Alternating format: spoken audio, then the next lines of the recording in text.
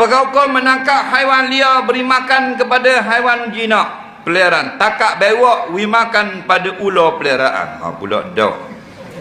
Mana seorang pula saya takak bewok ni. Boleh. Yang tak boleh ialah kita beri makan haiwan yang haram dibunuh. Tak boleh. Biar dia makan diri tak apa.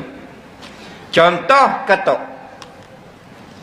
Kerana Nabi sebut jelas, la taqtulud dafadi', jangan kamu bunuh katok. Kita ambil katok, we makan ke binatang kita, ular tak boleh. Kerana hukum bunuh katok haram. Faham lagi? Dia makan diri tak apa. Okey? Jadi kalau kita we makan binatang yang tidak dihormati syarak, boleh. Faham? Bewak memang makanan dia dah. Kita we. Cuma kata ulama, bumbela ular nak buat benda. Benda yang kalau memudarat, kalau orang lain boleh patut mati orang, haram bela. Tapi kalau mu jaga molek, cuma mu nak ambil bisa dia untuk vaksin, untuk manfaat, untuk maslahat, baru jadi harus bela.